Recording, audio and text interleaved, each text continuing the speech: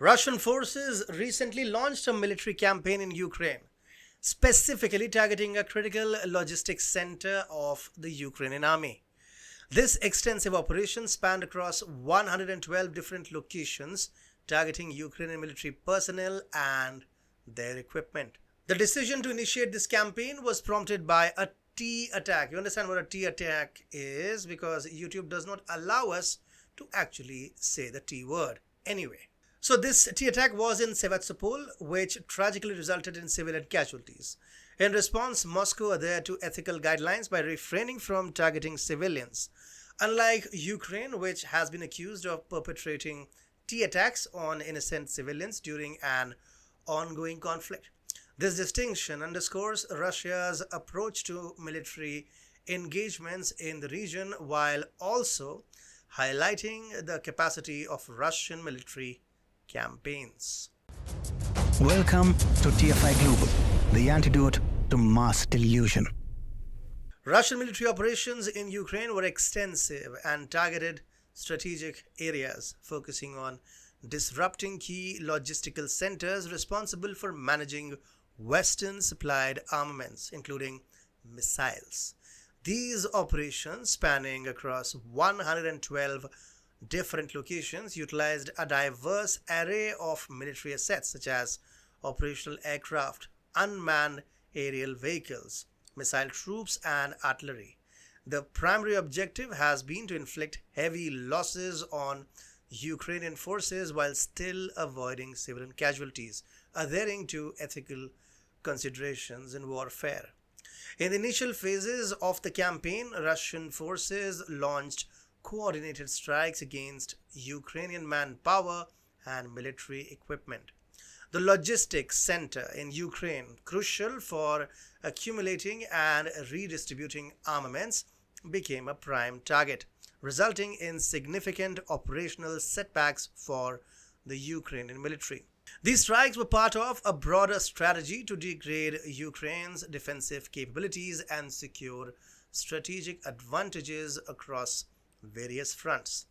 The Kharkiv region emerged as a focal point of the conflict, where intense engagements led to casualties among Ukrainian personnel and the loss of armored vehicles and critical artillery pieces. Battle Group North, operating in this area, engaged and inflicted damage on Ukrainian army brigades, including Marine infantry and National Guard units.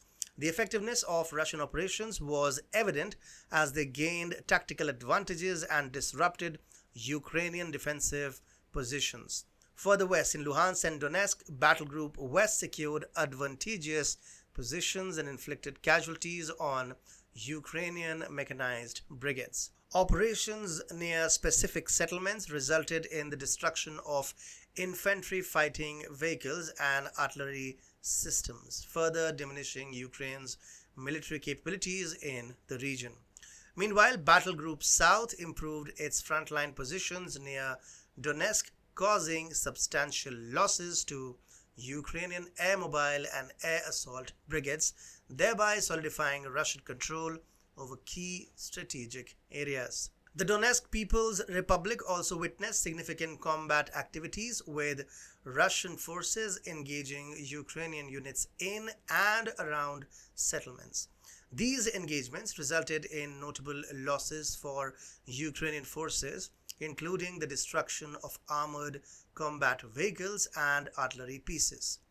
Battle Group Center, stationed in Donetsk, successfully repelled multiple counterattacks by Ukrainian forces, underscoring the resilience and tactical acumen of Russian military units in the face of determined resistance.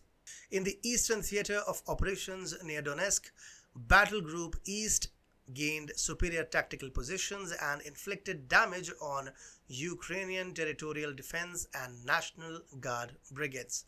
These maneuvers were part of broader efforts to maintain pressure on Ukrainian defenses and achieve operational objectives, thereby consolidating Russian control over key territories. The Kherson area, located to the south, also witnessed intense military activities as Russian forces targeted Ukrainian Marine infantry and territorial defense brigades. Operations in this region resulted in significant casualties among Ukrainian forces, including personnel and losses of armored vehicles and artillery systems crucial to Ukrainian defensive capabilities. Amidst these ground operations, Russian air defense forces played a critical role in intercepting and neutralizing US made ATACMS missiles and Ukrainian UAVs, thereby safeguarding ground forces from aerial threats. These efforts underscored Russia's capability to engage and neutralize advanced military technologies deployed by Ukrainian, or let's say NATO forces, further tilting the operational balance in favor of Russian military objectives. Overall, the ongoing military operations in Ukraine reflect Russia's strategic determination to achieve specific goals while demonstrating operational effectiveness across multiple fronts. The Ministry of Defense continues to provide detailed updates on the progress and achievements of Russian forces, highlighting the scale and impact of these operations on Ukrainian military infrastructure and supply lines. As the conflict evolves, Russia's commitment to maintaining operational tempo and achieving strategic objectives remains steadfast, underscoring its resolve to secure its interests in the region.